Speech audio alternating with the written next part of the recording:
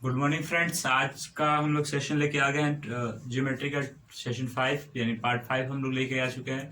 तो अभी तक हम लोग ज्योमेट्री में लगभग हमने टाइप ऑफ एंगल के बारे में पढ़ा था, जिसमें हमने एक्यूट, ऑब्ट्यूज, राइट और हमने राइट एंगल के बारे में पढ़ा था। उसके बाद स्ट्रेट एंगल, उसके बाद रिफ्लेक्स, उसके बाद हमने कंप्लीट एंगल के बारे में पढ़ा था। और एक दो और पॉइंट रह चुके हैं। जैसे मैंने बोला, एक दो पॉइंट और रह चुके हैं। जैसे आपको बता दें, एडजेसेंट एंगल। एडजेसेंट एंगल क्या होता है? आसन कोण। एडजेसेंट एंगल यानी आसन कोण। आसन कोण क्या है तो देख लेंगे। जैसे अगर मान लीजिए एडजेसेंट एंगल, अगर ये इन दोनों के बीच एक बन रहा है एंगल, एक लाइन खींच दे और कहें ये अल्फा और ये बीटा, तो दो नजदीक के कोण का, अगल बगल के कोण को एडजेसेंट कोण कहते हैं, यानी आसन कोण कहते हैं। क्या कहते हैं? आसन कोण, एडजेसेंट कोण। एडजेसेंट कोण कौन होगा? तो नजदीक का कोण, यानी बिल्कुल सटा हुआ कोण जो होगा वो ये दोनों यहाँ पे एडजेसेंट कोण का यानी आसन कोण का ये वैल्यू हो जाएगा। आसन कोण का ये दोनों मान हो जाएगा। यानी दो कोण जो एक दूसरे के नजदीक हो यानी सटा हुआ हो तो वो आपका एडजेसेंट कोण हो जाएगा। ठीक है, तो आप देख रहे हैं कि एडजेसेंट कोण क्या हो गया, यानी दो कोण जब एक दूसरे के सटा हुआ होता है, यहाँ पे अल्फा और ये बीटा, तो ये दोनों आपका एडजेसेंट कोण हो गया। क्या हो गया? एडजेसेंट यानी आसन कोण। अब इसके बाद एक दो को और बचा हुआ है, उसके बाद हम लोग आगे एंटर करेंगे। देखिए, कॉम्प्लीमेंट्री एंगल क्या होता है? कॉम्प्लीमेंट्री एंगल यानी पूरक कोण। पूरक कोण, कॉम्प्लीमेंट्री एंगल। कॉम्प्लीमेंट्री एंगल यानी पूरक कोण, हिंदी में पूरक कोण। पूरक कोण। अच्छा, कॉम्प्लीमेंट्री एंगल क्या होता है? पूरक कोण यानी जब दो एंगल का मान यानी दो कोणों का मान जब 90 डिग्री के बराबर हो, दो कोणों का मान जब 90 डिग्री बराबर हो तब उसमें आप कॉम्प्लीमेंट्री एंगल कहेंगे। अगर मान लीजिए एक कोण हमारा अल्फा है और एक कोण हमारा बीटा है, अगर इन दोनों का वैल्यू 90 डिग्री के बराबर है तो आपका ये क्या हो गया? ये कॉम्प्लीमेंट्री एंगल हो गया। यानी इसको पूर्ण कोण, पूरक कोण कहेंगे। क्या कहेंगे? पूरक कोण। ठीक है, जब दो कोणों का मान कितना हो 90 डिग्री के बराबर तो उसे पूरक कोण के नाम से जानते हैं। देखिए, इसको हम ऐसे भी लिख सकते हैं, अगर बीटा बराबर हम लिखना चाहें तो बीटा बराबर 90 डिग्री माइनस अल्फा लिख सकते हैं। 90 डिग्री माइनस अल्फा लिख सकते हैं। और वही अल्फा बराबर हमको लिखना हो तो अल्फा बराबर कितना लिख सकते हैं? 90 डिग्री माइनस बीटा। इतना तो आसानी से लिख सकते हैं, 90 डिग्री माइनस बीटा।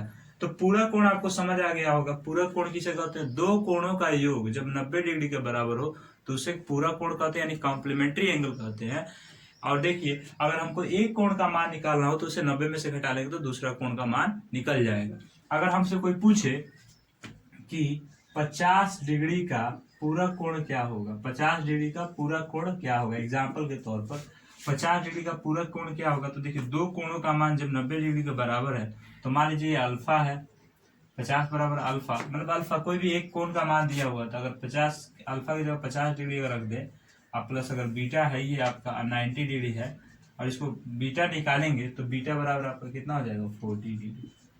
तो ऐसे करके क्वेश्चन पूछ सकता है, बोलेगा 50 डिग्री के कोण का पूरक कोण निकाले, यानी इस कोण का पूरक कोण निकाले। तो पूरक कोण हमेशा याद रखिएगा, दो कोणों का योग हमेशा 90 डिग्री के बराबर होगा तो वो आपका पूरक कोण होगा। ठीक है, हमेशा इस बात को याद रखना है, दो कोणों का योग 90 डिग्री के बराबर तो आपका पूरक कोण हो गया।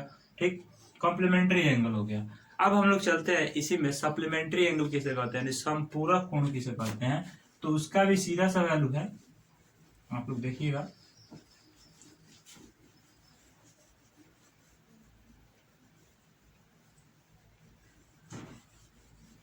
देखिए, सप्लीमेंट्री एंगल किसे कहते हैं, देखिए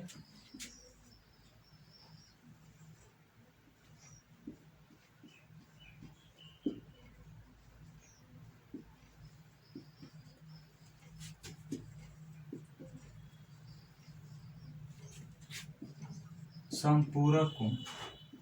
समपूरक कोण, देखिए समपूरक कोण में, समपूरक कोण से आपको क्या समझना है? सप्लीमेंट्री एंगल से क्या समझना है, यानी जब दो कोणों का मान, यानी दो कोणों का योग जब 180 डिग्री के बराबर होगा तो आपका क्या होगा, सप्लीमेंट्री एंगल होगा, यानी संपूरक कोण होगा। यानी दो कोणों का योग जब 180 डिग्री के बराबर होगा तो आपका संपूरक कोण होगा। हमेशा इस बात को याद रखना है। तो इसको हम ऐसे लिख सकते हैं, देखिए एक कोण आपका अल्फा और दूसरा कोण आपका बीटा, यानी बराबर 180 डिग्री। यानी जब दो कोणों का योग जब दो कोणों का योग 180 डिग्री के बराबर हो तो उसे आप संपूरक कोण कहेंगे। यानी दो कोणों का सम, यानी दो एंगल का सम जब 180 के बराबर हो तो उसे आप क्या कहेंगे, सप्लीमेंट्री एंगल, यानी संपूरक एंगल कहेंगे, संपूरक कोण कहेंगे। अब आपसे क्वेश्चन पूछ दिया क्या, आपसे क्वेश्चन पूछ दिया कि अगर अल्फा, क्वेश्चन पूछ दिया कि 90 डिग्री का संपूरक क्या होगा, तो अगर माने 90 प्लस बीटा बराबर 180, अगर आपसे पूछ दिया 90 डिग्री का संपूरक क्या होगा तो इस पे बैठाएंगे और फिर बीटा निकालेंगे, यानी इसका संपूरक 90 डिग्री होगा। अगर आपसे पूछ दिया यही 110 डिग्री का संपूरक क्या होगा, तब आप क्या कीजिएगा, 110 इसको घटाइएगा तो आपका 70 डिग्री संपूरक हो जाएगा। ठीक, ये ऐसे प्रकार के क्वेश्चन होते हैं, आप लोग इसको आसानी से बना सकते हैं। ठीक है, तो आगे एक अगला कॉन्सेप्ट इसी पे आधारित, पूरक और संपूरक पे आधारित एक अगला क्वेश्चन आपको देते हैं। ठीक है, ध्यान दीजिए। अब देखिए इसी पे आधारित आपको कुछ क्वेश्चन देते हैं जो कि आप लोग बना भी होंगे और आज भी बना लीजिए, रिवीजन भी हो जाएगा और जो नहीं बनाए हैं वो फिर से सीख लेंगे। देखिए ये जो आपको ये जो ऊपर ये नजर आता है, ये आपका डिग्री के लिए जो हम लोग गोला देते हैं ऊपर, जैसे 90 डिग्री, तो ये डिग्री को सूचित करता है, ये आपको पता ही होगा, ऐसे गोल करके डिग्री को सूचित करता है। अच्छा, एक डैश हमेशा याद रखिएगा, एक डैश किसी के ऊपर हो तो वो मिनट को सूचित करता है। किसको सूचित करता है, मिनट को। अगर दो डैश हो तो हमेशा याद रखिएगा वो सेकंड को सूचित करता है। किसको सूचित करता है, सेकंड। याद रखिएगा जब दो डैश हो, अगर आप कहीं ऐसे दे दिया 60 डैश डबल डैश यानी 60 सेकेंड, अगर ऐसे दे दिया 60 डैश यानी 60 मिनट। ठीक है, अगर ऐसे दे दिया 60 जीरो यानी 60 डिग्री। ठीक है, याद रखिएगा डिग्री के लिए हमेशा जीरो का उपयोग करेंगे और एक डैश का मतलब मिनट और डबल डैश का मतलब सेकेंड। ठीक है, अब यहाँ पे करना क्या है, यहाँ पे आपको एक चीज बता दें, यहाँ पे करना क्या है कि देखिए इसको याद रखना है, इसको आप याद रखिएगा। जैसे 1 डिग्री बराबर कितना होगा, 1 डिग्री बराबर 60 मिनट, एक मिनट बराबर कितना, 60 सेकेंड। इस चीज को याद रखना है आपको, बस इसको याद रखिएगा, आगे क्वेश्चन आपको सॉल्व करने में आसानी होगा। ठीक है, अगर हम आपसे क्वेश्चन पूछे, आप भी तैयार रहिए। देखिए हमको इतना पता है कि 1 डिग्री बराबर 60 मिनट और 1 मिनट बराबर 60 सेकंड, तो सबको पता ही है। अगर हम आपसे पूछे क्वेश्चन क्या है, बोला 37 डिग्री 15 मिनट और 45 सेकंड का 15 मिनट 45 सेकंड का पूरक कोण क्या हो, पूरक कोण क्या होगा, याद रखिए पूरक कोण क्या होगा, याद रखना है। तो देखिए पूरक कोण क्या होगा, तो देखिए हम आपको बताएं कि अल्फा प्लस बीटा बराबर 90 डिग्री होता है। पूरक कोण के बारे में आपको बताए हुए हैं कि अल्फा प्लस बीटा बराबर 90 डिग्री होता है, ये आपको बताए हुए हैं। तो देखिए अल्फा, मान लीजिए अल्फा का वैल्यू ये दिया हुआ है और बीटा का वैल्यू पूछ रहा है आपसे। ठीक है, बीटा का वैल्यू पूछ रहा है, तो कैसे निकालेंगे, तो देखिए सबसे पहले क्या करेंगे, इसमें से 1 डिग्री ले लेंगे और इसमें से 1 डिग्री लेंगे तो यहाँ पे 89 डिग्री हो जाएगा। और आपको बताए थे कि 1 डिग्री बराबर कितना होता है, 60 मिनट होता है, तो फिर हम यहाँ पे 60 मिनट, इसमें से 1 डिग्री लिए 60 मिनट बन गया। ठीक, अब अगला स्टेप क्या करना है कि फिर इसमें से 1 मिनट लेंगे तो 60 सेकंड हमारा बन जाएगा। ठीक है, तो अब अगर देखिए 89 डिग्री और ये आपका 59 मिनट और फिर 1 डिग्री लिए तो यहाँ पे 60 सेकंड बन गया। ये फाइनल तैयार हो गया, इसमें से घटाने के लिए। कैसे किए हैं, 90 में से 1 लिए हैं तो 90, 1 डिग्री बराबर 60 मिनट होता है, तो 1 डिग्री इसमें से ले लिए हैं, 60 मिनट बना दिए हैं। और फिर 1 मिनट को लिए हैं तो 60 सेकंड बन गया है। क्योंकि हमको यहाँ पे 3 टर्म चाहिए तो 3 टर्म हम निकाल दिए हैं, 3 पद चाहिए घटाने के लिए तो 3 पद हम निकाल दिए हैं। अब घटाने का प्रोसेस शुरू करेंगे, यानी 89 डिग्री और 59 मिनट और उसके बाद 60 सेकेंड, और क्वेश्चन में कितना दिया है इसका पूरक ये 15 मिनट 45 सेकेंड। ठीक है, अब इसको हम लोग निकाल देंगे। देखिए 60 में से 45 गया कितना, 15, 15 सेकेंड। अच्छा 4 हो गया, और ये आपका ये भी 4 हो गया, 5 9 4, ठीक है मिनट। और ये देखिए ये आपका 2 हो गया, और ये आपका 5 हो गया। यानी इसका पूरक कोण क्या हो गया, इसका पूरक कोण ये हो गया कि 52 डिग्री 44 मिनट और 15 सेकेंड इसका पूरा कोण हो गया।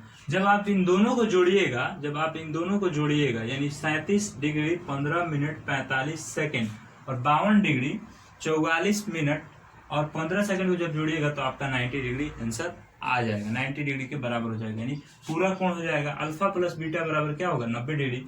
तो आपसे अगर क्वेश्चन ऐसे पूछा कि इसका पूरा कोण क्या है, तो हम सबसे पहले 90 को इस रूप में लिखेंगे, 90 डिग्री को किस रूप में लिखेंगे, इस रूप में लिखेंगे। और लिखने के बाद जब इसको घटा देंगे इससे, तो जो हमारा आंसर यहाँ पे आएगा घटाने के बाद, वो इसका पूरक हो जाएगा। वो इसका क्या हो जाएगा, पूरक। पूरक मतलब देखिए, पूरक को ऐसे समझिए, पूरक मतलब पूरा करने वाला, जो 90 डिग्री पूरा कर दे उसको पूरक कोण कहते हैं। जैसे देखिए आपको बता दें, अगर हम 45 डिग्री लें और पूछे कि पूरक कोण क्या है, तो इसको 90 तक पूरा करने में कितना समय लगेगा, तो 45 डिग्री लगेगा।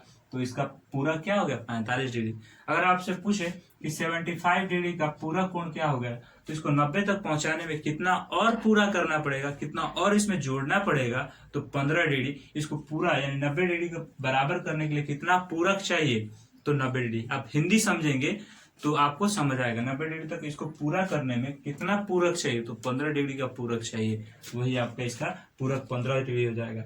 वैसे ही आपसे पूछा कि 37 डिग्री 15 मिनट और 45 सेकेंड का पूरक कितना होगा, उसको 90 तक पूरा करने में कितना वैल्यू आ जाएगा।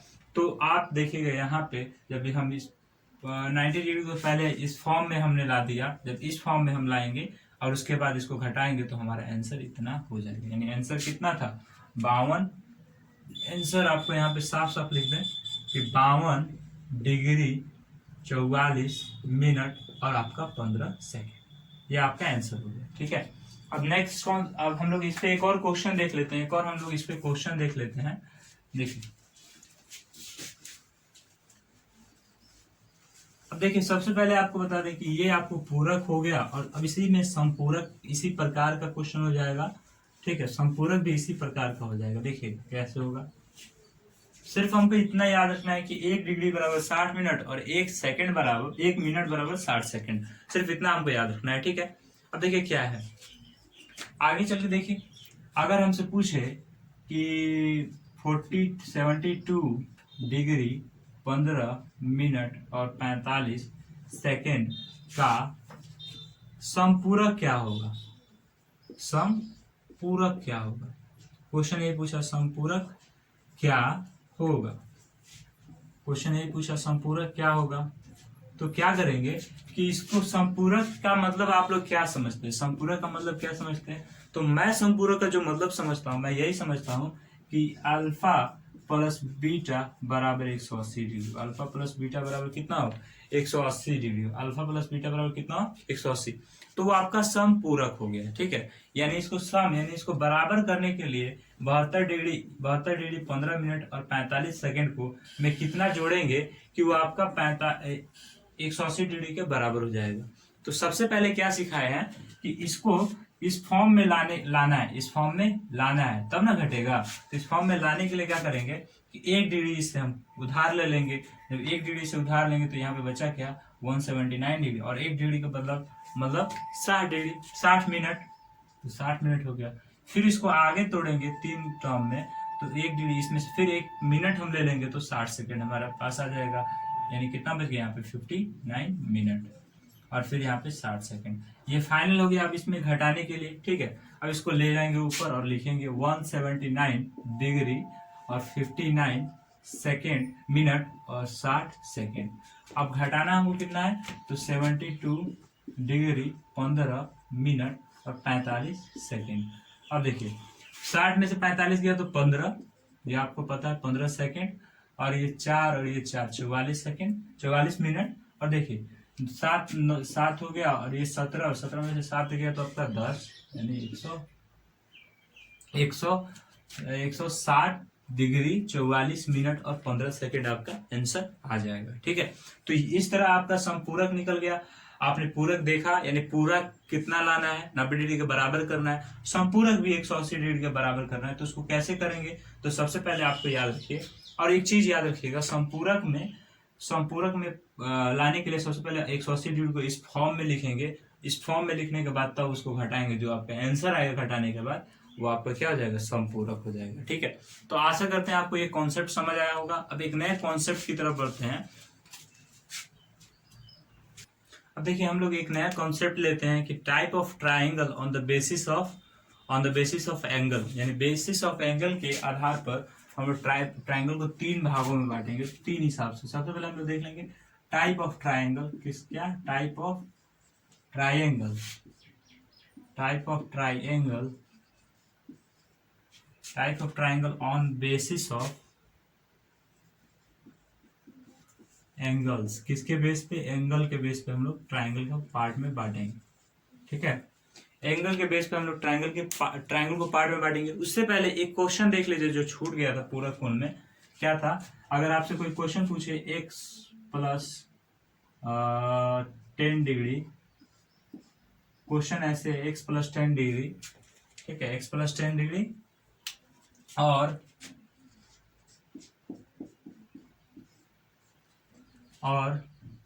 x प्लस 30 डिग्री पूरक कोण है, तो x बराबर क्या होगा। अगर ये दोनों पूरक कोण है तो x बराबर क्या होगा, तो याद रखिएगा पूरक कोण के लिए क्या क्राइटेरिया है, तो अल्फा प्लस बीटा बराबर कितना हो, 90 डिग्री। अल्फा प्लस बीटा बराबर ऑलवेज कितना हो, 90 डिग्री। तब क्या करेंगे, देखिए ये अल्फा की जगह रख देंगे और ये बीटा की जगह रख देंगे। तो अल्फा की जगह देखिए x प्लस 10 डिग्री और ये बीटा की जगह पे x प्लस 30 डिग्री। ठीक है, बराबर आपके ये 90 डिग्री हो जाएगा। तो x जोड़ेंगे तो 2x हो जाएगा, 10 प्लस 30 जोड़ेंगे तो 40 हो जाएगा। तो याद रखिएगा, देखिए यहाँ पे क्या करेंगे, x का मान निकालने के लिए 30 40 को 50 90 में से घटाएंगे, कितना हो जाएगा 50, और 2x बराबर 50 हो जाएगा, 50 डिग्री। तो x बराबर आपका कितना हो जाएगा, तो x बराबर आशा करते हैं 25 डिग्री। आपको समझ आ रहा होगा, x बराबर कितना हो जाएगा, 25 डिग्री। ठीक है, तो ये आपको समझ आ गया कि पूरा कोण का ऐसे भी, इस पे भी क्वेश्चन दे सकता है। चलिए हम लोग अपने मतलब इस आधार पे बांटना स्टार्ट करते हैं। सबसे पहले type of triangle on the basis of angle के आधार पे।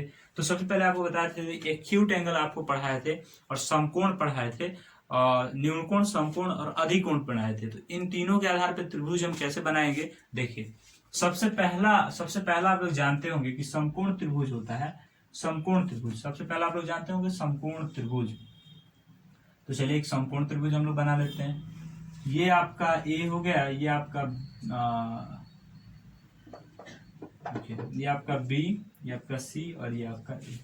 तो सबसे पहला 90 डिग्री जिस त्रिभुज में बने उसे राइट एंगल ट्राइंगल कहते हैं। ये आपको पता है, जिस त्रिभुज में 90 डिग्री का कोण बने उसे कौन सा एंगल त्रिभुज कहते हैं, राइट एंगल ट्राइंगल कहते हैं। क्या कहते हैं, राइट एंगल ट्राइंगल। तो देखिए राइट एंगल ट्राइंगल याद रखना है, इसको क्या कहेंगे, राइट यानी समकोण त्रिभुज, राइट एंगल ट्राइंगल।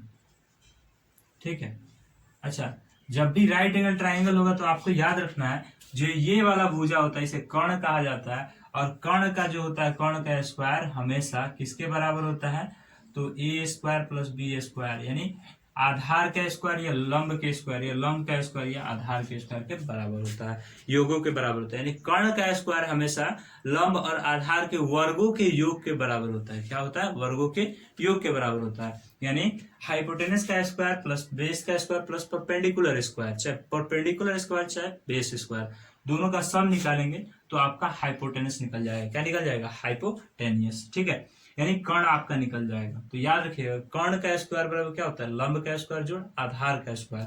ठीक है, तो ये आपका राइट एंगल ट्राइंगल हो गया। ठीक है, इतना आपको पता है, पाइथागोरस फॉर्मूला से याद आता है, और इसमें 90 डिग्री बना है इसलिए इसको राइट एंगल ट्राइंगल हम लोग रूप में जानते हैं। अब देखिए एक चीज यहाँ पे ध्यान देने की बात है, अगर हम इसी चीज को क्या करें, देखिएगा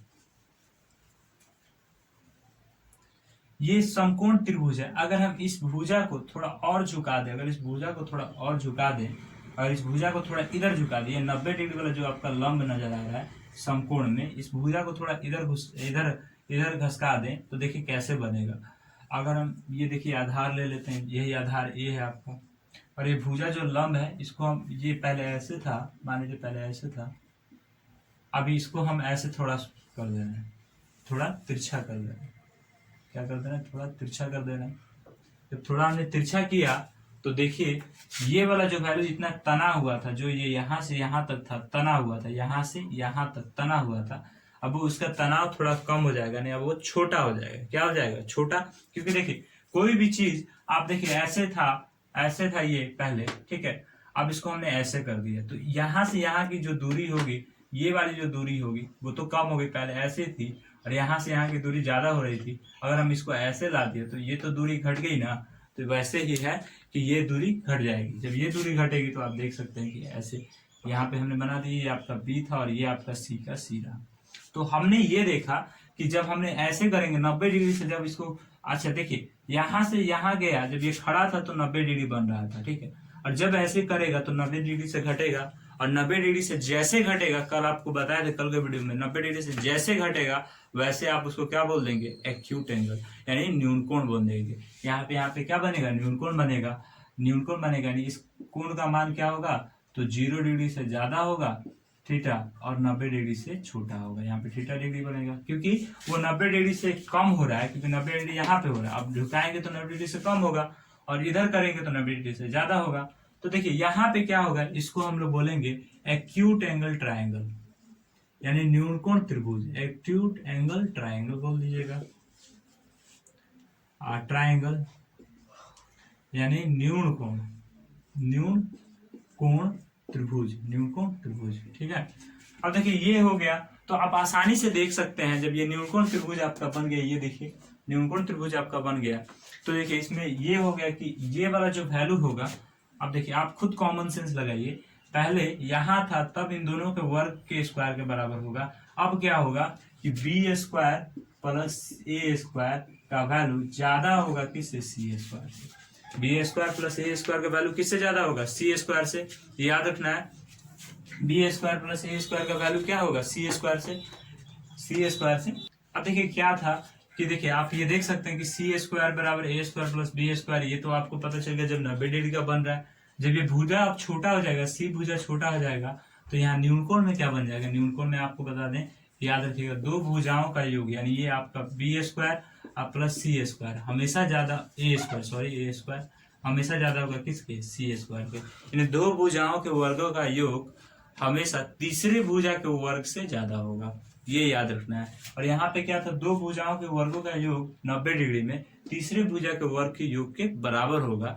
जबकि न्यूनकोण त्रिभुज में क्या है कि दो भुजाओं के वर्गों का योग हमेशा तीसरे भुजा के वर्ग से ज्यादा होगा, ठीक है, ये आपको समझना है। अब देखिए यहाँ पे हम लोग कुछ जगह बचा के रखे हुए हैं, तो देखिए इसी आधार को उठा के फिर यहाँ लाएंगे, ये आधार है। अब ये हमारा आपका समकोण का ये है, ये आपका समकोण है, ठीक है। अब क्या था कि न्यूनकोण के लिए हमने समकोण को झुकाया था, यानी इस भुजा को, जो ये भुजा था, इसको हमने झुकाया था तो यहाँ पे बना।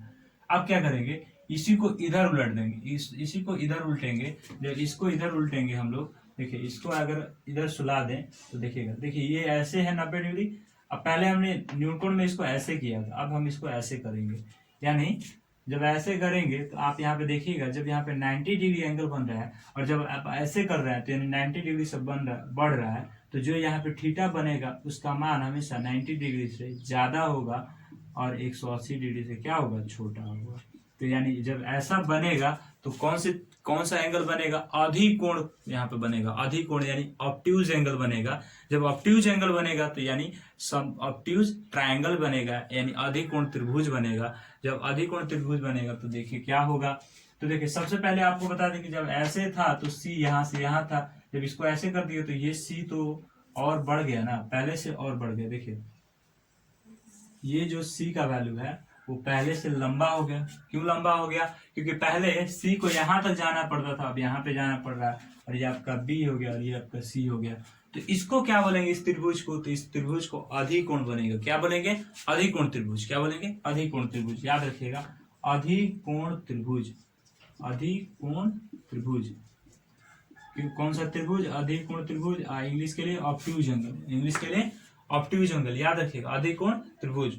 तो देखिए अब इसका वैल्यू क्या हो जाएगा, तो देखिए आपने देखा न्यूनकोण में क्या है कि तीसरे भुजा का वर्ग हमेशा दो भुजाओं के वर्गों से छोटा होता है, जबकि इसमें ऐसा नहीं होगा। आप खुद कॉमन सेंस लगाइएगा कि सी इसमें छोटा हो रहा था, जबकि सी इन दोनों से इसमें ज्यादा है, बड़ा है, यानी सी स्क्वायर का जो वैल्यू होगा हमेशा ज्यादा होगा किससे, बी स्क्वायर प्लस ए स्क्वायर से, बी स्क्वायर प्लस ए स्क्वायर से हमेशा ज्यादा होगा। तो ये वाला मेन वैल्यू आपको याद रखना है, ठीक है। तो अब इसको हम समराइज कर देते हैं एक जगह, अब इसको हम समराइज कर देते हैं एक जगह। अब देखिएगा,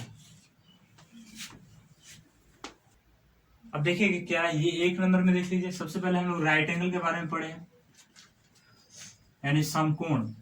तो हम लोग समकोण हिंदी लिखते हैं, समकोण,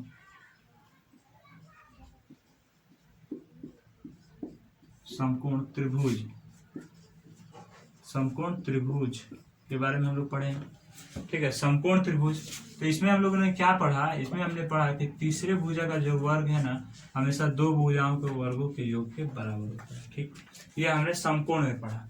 इसके बाद हमने समकोण का जो भुजा, जो लंब वाला भुजा है, उसको हमने ऐसे थोड़ा तिरछा किया, ठीक है, थोड़ा उसको सुला दिया, तो देखा हमने कि न्यूनकोण बना, और न्यूनकोण बना तो न्यूनकोण त्रिभुज बना।